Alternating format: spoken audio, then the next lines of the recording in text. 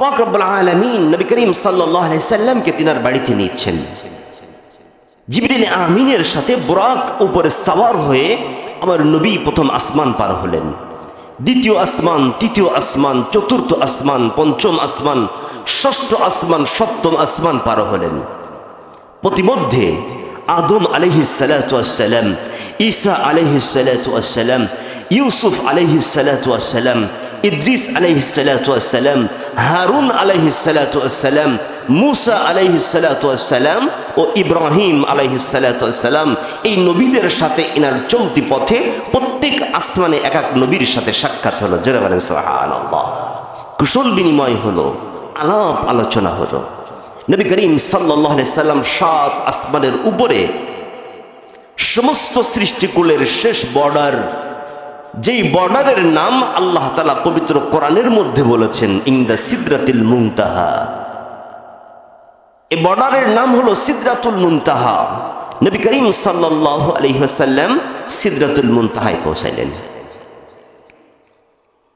এখন আরশে আজিম আরো উপরে সিদরাতুল মুনতাহা পর্যন্ত যে যখন থেমে গিয়েছে, নবী আমার জিবরিলকে জিজ্ঞাসা করছে, জিবরিল, বাইতুল্লাহ থেকে বাইতুল মুকাদ্দাস পর্যন্ত আমার সঙ্গী হলে, বাইতুল মুকাদ্দাস থেকে 7 আসমান আমাকে নিয়ে তুমি পাড়ি দিলে, সিদরাতুল মুনতাহায় এসে কেন দাঁড়িয়ে গেলে?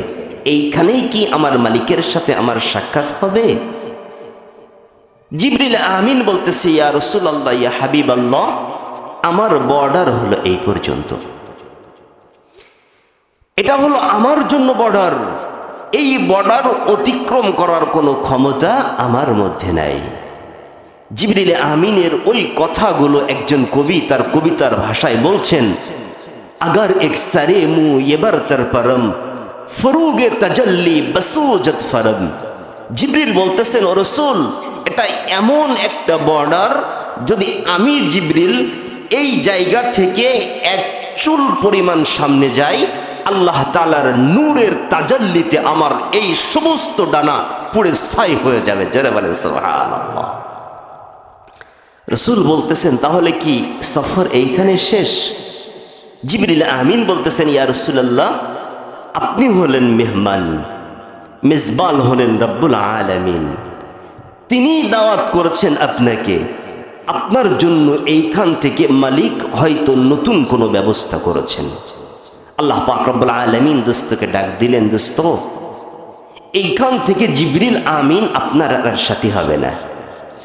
আমি আল্লাহ তাআলা এইখান থেকে আপনার জন্য নতুন একটা যানবাহনের ব্যবস্থা করেছি, যে যানবাহনের নাম আল্লাহ পাক রব্বুল আলামিন সূরা রহমানের মধ্যে আল্লাহ তাআলা এই যানবাহনের নাম বলেছেন, মুত্তাকিইনা আলা রফরফ। আল্লাহ তাআলা এই রফরফ নামক একটা যানবাহন সিদরাতুল মুনতাহা পর্যন্ত পৌঁছাইলেন। রাসূল জিজ্ঞাসা করতেছেন, বুরাকের ড্রাইভার তো জিবরিল, রফরফের জন্য আল্লাহ তাআলা কাকে ড্রাইভার বানিয়েছেন? আল্লাহ পাক রব্বুল আলামিন ডাক দিয়ে বলতেছে, দোস্ত, বুরাকের জন্য ড্রাইভার প্রয়োজন হইলেও রফরফের জন্য কোনো ড্রাইভার প্রয়োজন নাই। জোরে বলেন সুবহানাল্লাহ।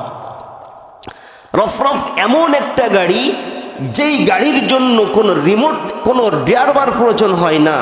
এ রফরফ হলো একটা রিমোট কন্ট্রোল গাড়ি, যেই রিমোট রয়েছে আমি মাওলা পাকের হাতে। আপনি উঠবেন, মুহূর্তের মধ্যে রফরফ আপনাকে সওয়ার করে আমি আল্লাহ তাআলার আরশে আজিম আমার বাড়িতে আপনাকে পৌঁছে দেবে। যারা বলেন সুবহানাল্লাহ। নবী করিম সাল্লাল্লাহু আলাইহি সাল্লাম রফরফে সওয়ার হলেন। মুহূর্তের মধ্যেই আল্লাহ তাআলার আরশে আজিমে রব্বুল আলামিনের সামনে, একেবারে রব্বুল আলামিনের পুরো সামনেই আল্লাহ রাসূল সাল্লাল্লাহু আলাইহি সাল্লামকে পেশ করা হলো। কেমন সামনে? আল্লাহ পাক রব্বুল আলামিন এই কথাও কোরআন হাকিমের মধ্যে বলেছেন, পৃথিবীর মানুষ, তোমরা হয়তো এই বিষয়টা অস্বীকার করবা, হয়তো তোমাদেরকে এই বিষয়টা বিশ্বাসেই আসবে না। আমি আল্লাহ তাআলার এই নূরে তাজাল্লির মধ্যে আমার দোস্ত কিভাবে আসবে, আমার দোস্ত কিভাবে এসেছে, এটা হয়তো তোমাদের কাছে অবিশ্বাসযোগ্য মনে হতে পারে। আমি আল্লাহ তাআলা আমার জবানেই এই কথা বলে দিচ্ছি, সুম্মা দানা ফাতাদাল্লা ফাকানা কাবা কাউসাইনি আও আদনা। আল্লাহ তাআলা বলছে, ও পৃথিবীর মানুষ শোনো, আমার দোস্তকে যখন আমার বাড়িতে নিয়ে এসেছি তখন আমার দোস্তকে কিন্তু দূরে রাখি নাই।